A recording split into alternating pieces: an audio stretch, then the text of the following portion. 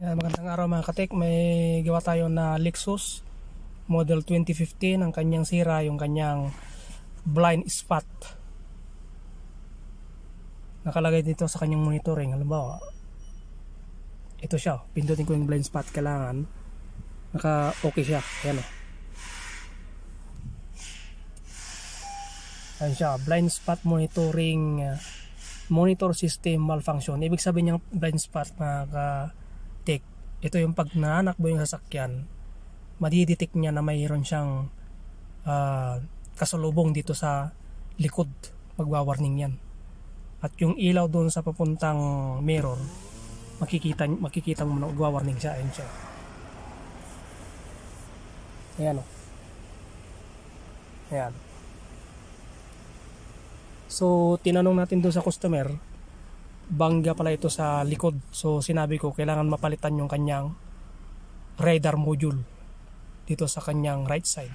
So babaklasin mamaya at makikita kung anong nangyari dyan.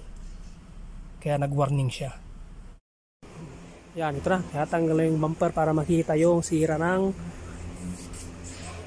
blind spot o yung radar dito banda. Dito kasi yung bangga dati. Ito okay naman dito, malalaman yan pag natanggal na itong bumper na yan. Kasi ito yung bangga na parte, pero dinugtong namin, binaligtan lang namin. Tapos tingnan natin, dapat ito magwa-warning doon sa mirror nya. Yung ito, yung warning na yan. Yan, makikita nyo yan.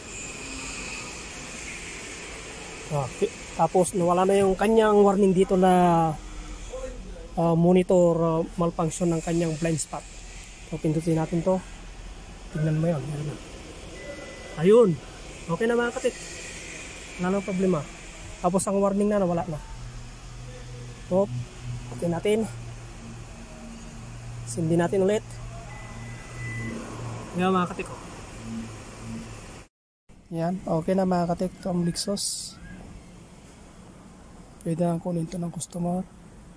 Please subscribe to my channel para updated kayo lagi sa aking tutorial na mga ginagawa na mga sasakyan. Salamat po.